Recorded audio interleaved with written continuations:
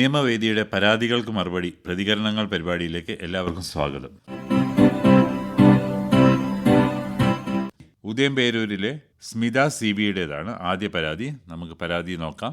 എറണാകുളം ജില്ലയിൽ തൃപ്പൂണിത്തുറ ഉപജില്ലാ വിദ്യാഭ്യാസ ഓഫീസിന് കീഴിൽ ഉദയംപേരൂർ ഗ്രാമപഞ്ചായത്തിൽ JPS നടക്കാവ് സ്കൂളിൽ പഠിച്ചിരുന്ന ശ്രീനിധി ബിനു എന്ന എന്റെ മകൾ 4ാം ക്ലാസ്സിൽ പഠിക്കുമ്പോൾ 2023 വർഷത്തെ LSS സ്കോളർഷിപ്പ് പരീക്ഷ പാസ്സായിട്ടുള്ളതും സർട്ടിഫിക്കറ്റ് ലഭിച്ചിട്ടുള്ളതും സ്കോളർഷിപ്പിന് അർഹത നേടിയിട്ടുള്ളതുമാണ്. ഇപ്പോൾ 2026 വർഷത്തെ USS എക്സാമും എഴുതി സ്കോളർഷിപ്പിന് അർഹത നേടിയിട്ടുണ്ട്. 2023 LSS പരീക്ഷയുടെ റിസൾട്ട് പ്രഖ്യാപിച്ചുവെങ്കിലും നാളിതുവരെയായിട്ടും ഒരു ഗഡു തുക പോലും സ്കോളർഷിപ്പ് ഇനത്തിൽ നൽകിയിട്ടില്ല. നടക്കാവ് JPS LP സ്കൂൾ ആയതിനാൽ 4ാം ക്ലാസ് പാസ്സായതിനു ശേഷം LF UP സ്കൂൾ സൗത്ത് പറവൂരാണ് 7ാം ക്ലാസ് വരെ പഠിച്ചത്. ഈ പറഞ്ഞ 2 സ്കൂളിൽ നിന്നും LSS സ്കോളർഷിപ്പ് പരീക്ഷ പാസ്സായതിന്റെ വിവരങ്ങൾ പലതവണ നൽകിയിട്ടുള്ളതാണ്. സർക്കാരിൽ ഫണ്ടില്ല എന്നും സ്കോളർഷിപ്പ് തുകകൾ വൈകുന്നുവെന്നുമുള്ള പത്രവാർത്തകൾ കണ്ടപ്പോൾ തുക അക്കൗണ്ടിൽ വരാൻ വൈകിയേക്കും എന്ന ധാരണയിൽ കാത്തിരുന്നു. എന്നാൽ നാളിതുവരെയായി ഒരു ഗഡു തുക പോലും എന്റെ കുട്ടിക്ക് ലഭിച്ചില്ല. 2023 പാസ്സായ മറ്റു സ്കൂളിലെ കുട്ടികൾക്ക് തുക അക്കൗണ്ടിൽ ക്രെഡിറ്റായി എന്നാണ് അറിയാൻ കഴിഞ്ഞത്. AEO ഓഫീസിൽ ലിസ്റ്റിൽ എന്റെ മകളുടെ പേരില്ല എന്നാണ് അറിയാൻ കഴിഞ്ഞത്. 2023 LSS പരീക്ഷ പാസ്സായ എന്റെ മോൾക്ക് ഇന്നേ വരെ ഒരു ഗഡു തുക പോലും നൽകാത്തത് എന്തുകൊണ്ടാണ്? ഒരേ സമയം പരീക്ഷ പാസ്സായിട്ടും ചിലർക്ക് സ്കോളർഷിപ്പ് നൽകുകയും ചിലർക്ക് നൽകാതിരിക്കുകയും ചെയ്യുകയാണ്. ആയതിനാൽ ഈ വിഷയത്തിന് എന്താണ് ചെയ്യേണ്ടത്? എന്റെ മകളുടെ സ്കോളർഷിപ്പ് തുക കുടിശ്ശിക സഹിതം കിട്ടുന്നതിന് സാധ്യതയുണ്ടോ? LSS പരീക്ഷ പാസ്സായിട്ടും നാളിതുവരെ സ്കോളർഷിപ്പ് തുക ലഭിച്ചിട്ടില്ല എന്നാണ് കത്തിൽ പരാതിക്കാരി സൂചിപ്പിച്ചിരിക്കുന്നത്. ഇക്കാര്യം നിയമവേദി എറണാകുളം ഡെപ്യൂട്ടി ഡയറക്ടർ എഡ്യൂക്കേഷൻ ഓഫീസിൽ അന്വേഷിച്ചു. ബന്ധപ്പെട്ട ഉദ്യോഗസ്ഥ വിവരങ്ങൾ പരിശോധിച്ച ശേഷം നിയമവേദിക്ക് നൽകിയ മറുപടി പ്രകാരമാണ് LSS സ്കോളർഷിപ്പിന് അർഹത നേടിയാൽ വിദ്യാർത്ഥിയുടെ പേര് പോർട്ടൽ ലിസ്റ്റിൽ ചേർക്കേണ്ടത് അതത് സ്കൂളാണ്. അത്തരത്തിൽ ലിസ്റ്റിൽ പേര് വന്നിട്ടുള്ള എല്ലാവർക്കും തുക ഉറപ്പായും ലഭിക്കും. സർക്കാരിൽ നിന്ന് ഫണ്ട് വരുന്ന മുറയ്ക്കാണ് തുക വിതരണം ചെയ്യുന്നത്. തുക വിതരണം ചെയ്യുന്നതിന് പോർട്ടലിൽ പേര് വന്നിട്ടുള്ള കുട്ടികളുടെ ലിസ്റ്റ് തയ്യാറാക്കുന്നത് തിരുവനന്തപുരത്തെ വിദ്യാഭ്യാസ വകുപ്പിൽ നിന്നാണ്. ആ ലിസ്റ്റ് അതത് ജില്ലയിലെ DDE ഓഫീസിന് കൈമാറുകയാണ് ചെയ്യുന്നത്. മുൻഗണനാ അടിസ്ഥാനത്തിലല്ല ലിസ്റ്റ് തയ്യാറാക്കുന്നത് എന്നാണ് നിയമവേദിക്ക് മനസ്സിലാക്കാൻ സാധിച്ചത്. തുക വിതരണം ചെയ്യാനായി ഏതാനും ദിവസം മുൻപ് വന്ന ലിസ്റ്റിലും പരാതിക്കാരിയുടെ മകളുടെ പേരില്ല എന്നാണ് നിയമവേദിയുടെ അന്വേഷണത്തിൽ മനസ്സിലായത്. എന്തായാലും തുക ഉറപ്പായും ലഭിക്കും, നഷ്ടപ്പെടില്ല. ആയതിനാൽ കാത്തിരിക്കുക. നോർത്ത് പറവൂരിലെ കുമാരി പുഷ്പാങ്കതന്റേതാണ് അടുത്ത പരാതി വായിക്കാം. ഞാൻ നോർത്ത് പറവൂരിലെ പുത്തൻവേലിക്കര എന്ന സ്ഥലത്താണ് താമസിക്കുന്നത്. നോർത്ത് പറവൂർ പുത്തൻവേലിക്കരയിൽ നിന്നും അങ്കമാലിയിലേക്ക് പോകുന്ന ഒരു പ്രൈവറ്റ് ബസിന്റെ ഡോറിന്റെ വലതുവശത്ത് ഒരു കൈപ്പിടി വേണമെന്ന ആവശ്യമാണ് ഈ കത്തിലൂടെ എനിക്ക് ഉന്നയിക്കാനുള്ളത്. എനിക്ക് 69 വയസ്സുണ്ട്. പുത്തൻവേലിക്കരയിൽ നിന്നും അങ്കമാലിയിലേക്ക് പോകുന്ന നേരിട്ടുള്ള ബസ്സാണിത്. ESIയിൽ പോകുവാനും ജോലിക്കും പോകുവാനും ഈ ബസ് എനിക്ക് വളരെ ഉപകാരമുള്ളതാണ്. മാത്രമല്ല എന്നെ പോലെ പ്രായം ചെന്ന നിരവധി ആളുകളും ഈ സമയത്ത് ജോലിക്ക് പോകുന്നുണ്ട്. ഈ ബസിന്റെ സ്റ്റെപ്പുകളും പൊക്കം കൂടിയതാണ്. കൂടാതെ കൈപ്പിടിയുമില്ല. അതുകൊണ്ട് തന്നെ കയറുന്നതിന് കുറച്ച് താമസം ഉണ്ടാവാറുണ്ട്. ആ സമയത്ത് ഞങ്ങളെ പോലുള്ളവരോട് മാറി നിൽക്കാനാണ് ബസ്സിലെ ജീവനക്കാർ പറയാറുള്ളത്. ആ വണ്ടി പോയി കഴിഞ്ഞാൽ നേരിട്ടുള്ള ബസ് വരുന്നതിന് പിന്നെയും താമസം ഉണ്ടാവാറുണ്ട്. ആയതിനാൽ പൊതുജനങ്ങളായ ഞങ്ങൾക്ക് ഇതിനൊരു പരിഹാരം ഉണ്ടാവുന്നതിന് വേണ്ടി ഏത് ഓഫീസിലാണ് ഇത് സംബന്ധിച്ച് പരാതി പറയേണ്ടത്? സ്വകാര്യ ബസിനെ സംബന്ധിച്ച ഈ പരാതി നിയമവേദി പറവൂർ ജോയിന്റ് RTO കിഷോർ കുമാറിന്റെ ശ്രദ്ധയിൽപ്പെടുത്തി. അദ്ദേഹം ഇക്കാര്യത്തിന് നൽകിയ മറുപടി ഇപ്രകാരമാണ്. പൊതുജനങ്ങൾക്ക് ഇതുപോലുള്ള കംപ്ലൈന്റുകൾ ഉണ്ടെങ്കിൽ അത് ഡയറക്റ്റ് ജോയിന്റ് RTO, ഇപ്പൊ പറവൂരത്തെ കംപ്ലൈന്റ് ആണ് ഈ എന്നോട് ചോദിച്ചത്. അത് പ്രകാരം ഈ പറവൂർ ജോയിന്റ് RTOന് ഒഫീഷ്യൽ നമ്പർ ആയിട്ടുള്ള 8547639042 ഈ നമ്പറിലേക്ക് ഡയറക്റ്റ് വിളിക്കാവുന്നതാണ്. വിളിക്കുമ്പോൾ ഒരു ക്ലാരിഫൈ ചെയ്യാനായിട്ട് വെഹിക്കിൾ നമ്പർ നിശ്ചയമായും വേണം. കാരണം നമുക്ക് അവർക്കെതിരെ നടപടി എടുക്കണമെന്നുണ്ടെങ്കിൽ വെഹിക്കിൾ നമ്പർ അത്യാവശ്യമാണ്. അല്ലെങ്കിൽ മെയിൽ അയക്കാനായിട്ട് ഇതുണ്ട്, ഇമെയിൽ ID ഉണ്ട്, kl42.mvd@kerala.gov.in. എൻക്വയറി ഓഫീസറായിട്ടുള്ള മോട്ടോർ വെഹിക്കിൾ ഇൻസ്പെക്ടറോ അല്ലെങ്കിൽ അസിസ്റ്റന്റ് മോട്ടോർ വെഹിക്കിൾ ഇൻസ്പെക്ടറെയോ അത് എത്തിക്കുന്നതാണ്. അതനുസരിച്ചുള്ള തുടർ നടപടികൾ എടുക്കുന്നതാണ്. ലോൺ ആപ്പുകൾക്കെതിരായ നിയമപരമായ സംരക്ഷണങ്ങൾ, വേട്ടയാടുന്ന ആപ്പുകളുടെ സമീപകാല നിരോധനവും. ഈ വിഷയത്തെക്കുറിച്ച് അഡ്വക്കേറ്റ് അരവിന്ദ് പ്രകാശ് സംസാരിക്കുന്നു. ഇന്ത്യയിൽ ഏറ്റവും പുതുതായ സ്റ്റാറ്റിസ്റ്റിക്സ് രേഖകൾ എടുത്തു നോക്കിക്കഴിഞ്ഞു കഴിഞ്ഞാൽ 15 മുതൽ 29 വയസ്സുള്ള ഏജ് ഗ്രൂപ്പ് എടുത്താൽ അതിൽ 95% ഉള്ള യുവാക്കളും സ്മാർട്ട് ഫോൺ ഉപയോഗിക്കുന്നവരും ഇന്റർനെറ്റ് ഉപഭോക്താക്കളുമാണ്. പ്രധാനമായും ഈ കാരണത്താൽ തന്നെ ഇന്ത്യയിൽ സാമ്പത്തിക ഉൾക്കൊള്ളൽ അഥവാ ഫൈനാൻഷ്യൽ ഇൻക്ലൂഷൻ ശക്തിപ്പെടുത്തുന്നതിൽ ഡിജിറ്റൽ ലെൻഡിംഗ് വലിയ പങ്ക് വഹിച്ചിട്ടുണ്ട്. ഇന്നൊരു സ്മാർട്ട് ഫോൺ ഉപയോഗിച്ച് ഏതാനും മിനിറ്റുകൾക്കുള്ളിൽ തന്നെ വായ്പയ്ക്ക് അപേക്ഷിക്കാവുന്നതും രേഖകൾ സമർപ്പിക്കാനും പലപ്പോഴും വായ്പാ തുക നേരിട്ട് ബാങ്ക് അക്കൗണ്ട് വഴി ലഭിക്കാനും സാധിക്കുന്നു. എന്നാൽ സാങ്കേതിക വിദ്യയുടെ ഈ വളർച്ചയ്ക്കൊപ്പം ചില ഗുരുതരമായ നിയമപ്രശ്നങ്ങൾ ഉയർന്നു വന്നിട്ടുണ്ട്. നിയമപരമായ അംഗീകാരമില്ലാതെ പ്രവർത്തിച്ചിരുന്ന ചില ലോൺ ആപ്പുകൾ അമിത പലിശ ഈടാക്കുകയും ഉപഭോക്താക്കളുടെ സ്വകാര്യ വിവരങ്ങൾ ദുരുപയോഗം ചെയ്യുകയും ഭീഷണിപ്പെടുത്തി പണം ഈടാക്കുകയും ചെയ്തതായി രാജ്യത്തിന്റെ വിവിധ ഭാഗങ്ങളിൽ നിന്ന് പരാതി ഉയർന്നു വന്നിരുന്നു. ഇതോടെ തന്നെയാണ് റിസർവ് ബാങ്ക് ഓഫ് ഇന്ത്യയും കേന്ദ്ര സർക്കാരും വിവിധ അന്വേഷണ ഏജൻസികളും ശക്തമായ ഇടപെടലുകൾ ആരംഭിച്ചത്. 2021 ഓഗസ്റ്റ് മാസമാണ് റിസർവ് ബാങ്ക് ഓഫ് ഇന്ത്യ പൊതുജനങ്ങൾക്ക് ഒരു പ്രധാന മുന്നറിയിപ്പുമായി മുമ്പോട്ട് വന്നത്. അനധികൃതമായ ഡിജിറ്റൽ ലെൻഡിംഗ് പ്ലാറ്റ്ഫോമുകളെക്കുറിച്ചും മൊബൈൽ ലോൺ ആപ്പുകളെക്കുറിച്ചും നിരവധി പരാതി ലഭിച്ചിട്ടുണ്ടെന്ന് RBI വ്യക്തമാക്കിയിരുന്നു. അമിതമായ പലിശ നിരക്കുകൾ ഈടാക്കുന്നതും മറച്ചുവെച്ച ചാർജസ് ഉപഭോക്താക്കളുടെ നിന്ന് പിഴിഞ്ഞെടുക്കുന്നതും മൊബൈൽ ഫോണിൽ നിന്നുള്ള വ്യക്തിഗത വിവരങ്ങൾ ദുരുപയോഗം ചെയ്ത് നിയമവിരുദ്ധമായ വായ്പാ പിരിവ് എന്നിവയാണ് റിസർവ് ബാങ്ക് ഓഫ് ഇന്ത്യക്ക് ലഭിച്ച പരാതികളിൽ ഉൾപ്പെട്ടിരുന്നത്. അതോടൊപ്പം RBI ഒരു പ്രധാന കാര്യവും വ്യക്തമാക്കിയിരുന്നു. നിയമപരമായി വായ്പ നൽകാൻ അംഗീകാരമുള്ളത് RBIയുടെ നിയന്ത്രിത രേഖയിൽ വരുന്ന ബാങ്കുകൾക്കും NBFCകൾക്കും അഥവാ നോൺ ബാങ്കിംഗ് ഫിനാൻഷ്യൽ കമ്പനികൾക്കും മറ്റ് അംഗീകൃത സ്ഥാപനങ്ങൾക്കും മാത്രമാണ്. ഒരു മൊബൈൽ ആപ്പ് പ്ലാറ്റ്ഫോം മാത്രമായിരിക്കാം, എന്നാൽ അതിന്റെ പിന്നിൽ നിയമപരമായി അംഗീകാരം ലഭിച്ച വായ്പാദാതാക്കളുണ്ടോ എന്നതാണ് ഏറ്റവും പ്രധാനപ്പെട്ട ചോദ്യം. 2022 റിസർവ് ബാങ്ക് ഓഫ് ഇന്ത്യയുടെ ആദ്യ ഡിജിറ്റൽ ലെൻഡിംഗ് ഗൈഡ് ലൈൻസ് പുറത്തു വരുന്നത്. ഈ മാർഗനിർദ്ദേശങ്ങളുടെ പ്രധാന ലക്ഷ്യം സുതാര്യത ഉറപ്പാക്കുക, ഉപഭോക്തൃ അവകാശങ്ങൾ സംരക്ഷിക്കുക, സ്വകാര്യത ഉറപ്പാക്കുക, അന്യായമായ വായ്പാ പിരിവ് തടയുക. RBI പുറത്തുവിട്ട ഈ ഗൈഡ് ലൈൻസിലെ പ്രധാനപ്പെട്ട സംരക്ഷണ സംവിധാനമാണ് കീ ഫാക്ട് സ്റ്റേറ്റ്മെന്റ് അഥവാ KFS.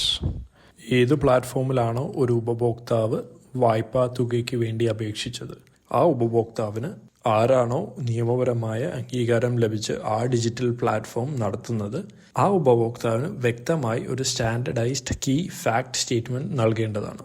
അതിൽ വ്യക്തമായി രേഖപ്പെടുത്തിയിരിക്കേണ്ട ചില കാര്യങ്ങൾ: 1. വായ്പയുടെ തുക, പലിശ നിരക്ക്, വാർഷിക പലിശ ശതമാനം അഥവാ APR, annual percentage rate, processing fees. ഇനി അടവ് മുടങ്ങിയിട്ടുണ്ടെങ്കിൽ അതിൻ്റെ പിഴ ചാർജ് ആക്കുന്നത് ഏത് കണക്ക് പ്രകാരമാണ്, തിരിച്ചടവ് ഷെഡ്യൂൾ, വായ്പയുടെ ആകെ ചിലവ് എത്രയാണ്. ഇത്തരം കാര്യങ്ങൾ കീ ഫാക്ട് ഇൻഫർമേഷൻ സ്റ്റേറ്റ്മെൻറ്റിൽ വ്യക്തമായി പറഞ്ഞിരിക്കണം. ഏറ്റവും പ്രധാനപ്പെട്ട കാര്യം, ഈ KFS ഉപഭോക്താവ് അംഗീകരിച്ചതിന് ശേഷം മാത്രമേ വായ്പ ആ ഡിജിറ്റൽ പ്ലാറ്റ്ഫോം വഴി വിതരണം ചെയ്യാൻ പാടുള്ളൂ. ഇതിൻ്റെ ഏറ്റവും വലിയ ലക്ഷ്യം ഉപഭോക്താവിൽ നിന്നും മറച്ചു വെച്ച ചാർജസുകൾ പിന്നീട് ഈടാക്കുന്നത് തടയാൻ വേണ്ടിയിട്ടാണ്. നിയമപരമായ എന്തെങ്കിലും തർക്കങ്ങൾ ഉണ്ടാകുമ്പോൾ കീ ഫാക്ട് സ്റ്റേറ്റ്മെന്റ് ഒരു പ്രധാനപ്പെട്ട തെളിവായും പ്രവർത്തിക്കും. റിസർവ് ബാങ്ക് ഓഫ് ഇന്ത്യ 2022 പുറത്തിറക്കിയ ഡിജിറ്റൽ ലെൻഡിംഗ് മാർഗനിർദ്ദേശങ്ങൾ ഇന്ന് വരെ ഇന്ത്യയിൽ മുഴുവൻ ഫിൻടെക് മേഖലയുടെയും അടിസ്ഥാന നിയന്ത്രണ ചട്ടക്കൂടായി തുടരുകയാണ്.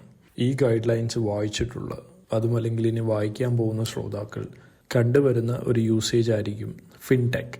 ഇവിടെ ഫിൻടെക് എന്ന പദപ്രയോഗം ഫൈനാൻഷ്യൽ ടെക്നോളജി എന്നതിൻ്റെ ചുരുക്കമാണ്. സാങ്കേതിക വിദ്യയുടെ സഹായത്തോടെ ബാങ്കിംഗ്, വായ്പ, പേയ്മെന്റ്, നിക്ഷേപം തുടങ്ങിയ ധനകാര്യ സേവനങ്ങൾ കൂടുതൽ വേഗത്തിലും സൗകര്യപ്രദമായും ലഭ്യമാക്കുന്ന കമ്പനികളെയാണ് പൊതുവെ ഫിൻടെക് കമ്പനികൾ എന്ന് വിളിക്കുന്നത്. ഉദാഹരണത്തിന്, മൊബൈൽ ആപ്ലിക്കേഷനിലൂടെ വായ്പ അപേക്ഷിക്കാനും KYC പൂർത്തിയാക്കാനും വായ്പയുടെ സ്ഥിതി അറിയാനും സഹായിക്കുന്ന പ്ലാറ്റ്ഫോമുകൾ പലപ്പോഴും ഫിൻടെക് കമ്പനികളായി കാറ്റഗറൈസ് ചെയ്യുന്നുണ്ട്. എന്നാൽ ഒരു പ്രധാനപ്പെട്ട കാര്യം ഓരോ ശ്രോതാവും മനസ്സിലാക്കേണ്ടത്, എല്ലാ ഫിൻടെക് കമ്പനികളും സ്വയം വായ്പ നൽകുന്ന സ്ഥാപനങ്ങളല്ല. പല ഫിൻടെക് കമ്പനികളും ബാങ്കുകളുമായോ RBIയിൽ രജിസ്റ്റർ ചെയ്ത NBFCകളുമായോ സഹകരിച്ചാണ് പ്രവർത്തിക്കുന്നത്. അതായത് വായ്പ ലഭ്യമാക്കുന്ന ഡിജിറ്റൽ പ്ലാറ്റ്ഫോം ഫിൻടെക് കമ്പനിയുടേതാണെങ്കിൽ യഥാർത്ഥ വായ്പാദാതാവ് നിയമപരമായി അംഗീകാരം ലഭിച്ച ബാങ്കോ NBFCയോ ആയിരിക്കാം.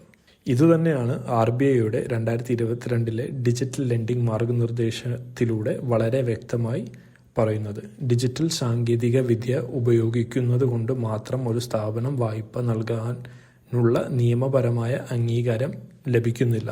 വായ്പ നൽകുന്ന സ്ഥാപനത്തിന് RBIയുടെ നിയന്ത്രണവും അംഗീകാരവും ഉണ്ടായിരിക്കണം. 2022 ഈ മാർഗനിർദ്ദേശങ്ങൾ പിന്നീട് കൂടുതൽ ശക്തിപ്പെടുത്തുകയും ഡിജിറ്റൽ ലെൻഡിംഗ് രംഗത്ത് ഉപഭോക്താവിൻ്റെ ഓരോ തലത്തിലുമുള്ള സംരക്ഷണം, സുതാര്യത, കീ ഇൻഫർമേഷൻ സ്റ്റേറ്റ്മെൻറ്റിൻ്റെ വെളിപ്പെടുത്തൽ, പരാതി പരിഹരിക്കാനുള്ള സംവിധാനങ്ങൾ, ഡേറ്റ സ്വകാര്യത എന്നിവ RBI തുടർച്ചയായി മേൽനോട്ടം വഹിക്കുകയും ചെയ്യുന്നുണ്ട്. ഇന്ന് നിയമാനുസൃതമായി പ്രവർത്തിക്കുന്ന എല്ലാ പ്രധാന ഡിജിറ്റൽ ലെൻഡിംഗ് പ്ലാറ്റ്ഫോമുകളും ഈ ചട്ടക്കൂടിൻ്റെ അടിസ്ഥാനത്തിലാണ് പ്രവർത്തിക്കുന്നത്. ഇത്തരം സംവിധാനങ്ങൾ നിലനിൽക്കെ ഡിജിറ്റൽ രംഗത്ത് ഇടപഴകുന്ന ഓരോ ഉപഭോക്താവും ഫേസ് ചെയ്യുന്ന ഏറ്റവും വലിയ പ്രശ്നമാണ് പ്രെഡേറ്ററി ലോൺ ആപ്പുകൾ. പ്രെഡേറ്ററി എന്ന ഇംഗ്ലീഷ് വാക്കിൻ്റെ അർത്ഥം ചൂഷണപരമായ അല്ലെങ്കിൽ ഇരയെ വേട്ടയാടുന്ന സ്വഭാവമുള്ളതെന്നാണ്. അതിനാൽ ഉപഭോക്താവിൻ്റെ സാമ്പത്തിക ബുദ്ധിമുട്ടുകൾ മുതലെടുത്ത് അമിത പലിശ ഈടാക്കുകയും യാഥാർത്ഥ്യ ചെലവുകൾ മറച്ചുവെക്കുകയും നിയമവിരുദ്ധമായ രീതിയിൽ വായ്പാ പിരിവ് നടത്തുകയും സ്വകാര്യ വിവരങ്ങൾ ദുരുപയോഗം ചെയ്യുകയും ചെയ്യുന്ന ലോൺ ആപ്പുകളെയാണ് പൊതുവെ പ്രെഡേറ്ററി ലോൺ ആപ്പുകളായി കാറ്റഗറൈസ് ചെയ്യുന്നത്. ഇത്തരം ആപ്പുകൾ പലപ്പോഴും വളരെ പെട്ടെന്ന് തന്നെ ചെറിയ തുകകൾ അതിവേഗം വായ്പ നൽകുന്നുണ്ടെങ്കിൽ പിന്നീട് അമിത പലിശ, മറച്ചുവെച്ച ചാർജസുകൾ, നിരന്തരമായ ഫോൺ വിളികൾ, ഭീഷണിപ്പെടുത്തൽ, സാമൂഹികമായിട്ടുള്ള അപമാനപ്പെടുത്തൽ തുടങ്ങിയ മാർഗങ്ങളിലൂടെ വായ്പാക്കാരനെ സമ്മർദ്ദത്തിലാക്കാറുമുണ്ട്. അതുകൊണ്ട് തന്നെ ഇവയെ സാധാരണ ഡിജിറ്റൽ ലെൻഡിംഗ് പ്ലാറ്റ്ഫോമുകളിൽ നിന്ന് വേർതിരിച്ച് പ്രെഡേറ്ററി അഥവാ ചൂഷണപരമായ ലോൺ ആപ്പുകൾ എന്ന് നമുക്ക് വിശേഷിപ്പിക്കാം. ഇത്തരം പ്രവൃത്തികൾ ഭാരതീയ ന്യായ സംഹിത 2023 വിവിധ കുറ്റകൃത്യ വ്യവസ്ഥകളുടെ പരിധിയിലും പെടുന്നു. ഒരു വായ്പാദാതാവിന് പണം തിരിച്ചു പിടിക്കാനുള്ള അവകാശമുണ്ട്. എന്നാൽ ഒരു വായ്പാക്കാരന് അയാളുടെ പ്രൈവസിയെയും സാമ്പത്തിക രേഖകളുടെ മേൽ യാതൊരുവിധ അവകാശവുമില്ല. കാലക്രമേണ ഈ വിഷയം ഉപഭോക്തൃ സംരക്ഷണത്തിൽ മാത്രമല്ല ഒതുങ്ങുന്നത്. ചില ലോൺ ആപ്പുകൾ ഷെൽ കമ്പനികളായും വിദേശ സ്ഥാപനങ്ങളായും ബിനാമി അക്കൗണ്ട് വഴിയുള്ള ട്രാൻസാക്ഷൻസുമായും നിയമാനുസൃതമല്ലാത്ത ഇന്റർനാഷണൽ പണമിടപാടുകളും എന്നിവയുമായി ബന്ധപ്പെട്ടിരിക്കാമെന്ന സംശയം ഉയർന്നു വന്നിരുന്നു. ഇതോടെയാണ് prevention of money laundering act 2002 പ്രാധാന്യം വർദ്ധിച്ചത്. നിയമവിരുദ്ധമായി സാമ്പത്തിക പണം വിവിധ ഇടപാടുകളിലൂടെ മറച്ചുവെക്കുകയോ യഥാർത്ഥമായ ഉടമസ്ഥാവകാശം മറച്ചുവെക്കുകയോ ചെയ്യുന്നുണ്ടോ എന്ന് അന്വേഷണ ഏജൻസികൾ പരിശോധിക്കാൻ തുടങ്ങി. ഈ അന്വേഷണത്തിനിടയിൽ കേന്ദ്ര സർക്കാർ, reserve bank of India, cyber police, മറ്റ് അന്വേഷണ ഏജൻസികൾ എന്നിവയുടെ സംയുക്ത ഇടപെടലിലൂടെ നിരവധി അനധികൃതമായ ലോൺ ആപ്ലിക്കേഷൻസിനെതിരെ നടപടി സ്വീകരിക്കുകയും പല ആപ്ലിക്കേഷൻസും ഇന്ത്യയിൽ ബാൻ ചെയ്യപ്പെടുകയും ചെയ്തു. എന്നാൽ പോലും അനധികൃതമായിട്ടുള്ള പല ഫിനാൻഷ്യൽ മണി ഫ്രോഡുകൾ ഇന്ത്യയിൽ പ്രവർത്തിക്കുന്നുണ്ട്. ഇത്തരം പ്രശ്നങ്ങൾ നേരിടുന്നവർക്ക് നിരവധി നിയമപരമായ മാർഗങ്ങൾ ലഭ്യമാണ്. ഒന്നാമത്, ബന്ധപ്പെട്ട ബാങ്കിലോ NBFCയിലോ പരാതി നൽകാം. രണ്ടാമത്, പ്രശ്നം പരിഹരിക്കപ്പെടണമെങ്കിൽ RBIയുടെ ഇൻ്റഗ്രേറ്റഡ് ഓംബുഡ്സ്മാൻ സ്കീം പ്രകാരം പരാതി നൽകാം. മൂന്നാമത്, സൈബർ ഭീഷണി, ഡേറ്റ ദുരുപയോഗം, ഓൺലൈൻ ഫ്രോഡ് എന്നിവയാണെങ്കിൽ national cyber crime reporting portal വഴിയും പരാതി നൽകാം. നാലാമതായി, ഭീഷണിപ്പെടുത്തൽ, അപകീർത്തിപ്പെടുത്തൽ, ബ്ലാക്ക് മെയിൽ തുടങ്ങിയവയാണെങ്കിൽ സമീപത്തെ പോലീസ് സ്റ്റേഷനിലോ സൈബർ പോലീസ് സ്റ്റേഷനിലോ പരാതി നൽകാം. ഇതിനോടനുബന്ധിച്ച് തന്നെ ഒരു കാര്യവും കൂടി ശ്രോതാക്കൾ മനസ്സിലാക്കേണ്ടത്, ഡിജിറ്റൽ സാമ്പത്തിക സംവിധാനങ്ങളെ നിയന്ത്രിക്കുന്നതിനായി payment and settlement systems act 2007 എന്ന് പറയുന്ന സെൻട്രൽ ലെജിസ്ലേഷൻ നിലവിലുണ്ട് ഇന്ത്യയിൽ. ഈ നിയമത്തിലെ ചില പ്രധാന വകുപ്പുകൾ സെക്ഷൻ 4 RBIയുടെ അനുമതിയില്ലാതെ ഒരു പേയ്മെൻറ്റ് സിസ്റ്റവും പ്രവർത്തിക്കാൻ പാടില്ല. സെക്ഷൻ 10 പേയ്മെൻറ്റ് സംവിധാനങ്ങളെ നിയന്ത്രിക്കാനുള്ള മാനദണ്ഡങ്ങൾ നിശ്ചയിക്കാനും RBIക്ക് അധികാരമുണ്ട്. ഈ നിയമം ഇന്ത്യയിലെ ഡിജിറ്റൽ സാമ്പത്തിക സംവിധാനങ്ങളുടെ നിയന്ത്രണത്തിന് RBIയുടെ കേന്ദ്ര സ്ഥാനത്തെ ശക്തിപ്പെടുത്തുന്നു. പ്രെഡേറ്ററി ലോൺ ആപ്പുകൾക്കെതിരെ ശക്തമായ നടപടി അനിവാര്യമാണ്. അതേസമയം നിയമ നടപടികൾ എല്ലായ്പ്പോഴും ഡ്യൂ പ്രോസസ് ഓഫ് ലോ അനുസരിച്ചാവണം. ഓരോ അന്വേഷണവും നീതിപൂർവമായിരിക്കണം. അതോടൊപ്പം ഓരോ വായ്പക്കാരൻ്റെയും സ്വകാര്യതയും അന്തസ്സും നിയമപരമായ അവകാശങ്ങളും സംരക്ഷിക്കപ്പെടണം. സാങ്കേതികവിദ്യ മനുഷ്യരുടെ ശാക്തീകരണത്തിനും സ്റ്റാൻഡേർഡ് ഓഫ് ലിവിംഗ് വർദ്ധിപ്പിക്കാനുമാണ് ഉപയോഗിക്കേണ്ടത്, മറിച്ച് ചൂഷണം ചെയ്യാനല്ല. ലോൺ ആപ്പുകൾക്കെതിരായ നിയമപരമായ സംരക്ഷണങ്ങൾ, വേട്ടയാടുന്ന ആപ്പുകളുടെ സമീപകാല നിരോധനവും, ഇതേക്കുറിച്ച് അഡ്വക്കേറ്റ് അരവിന്ദ് പ്രകാശ് സംസാരിക്കുകയായിരുന്നു ഇതുവരെ.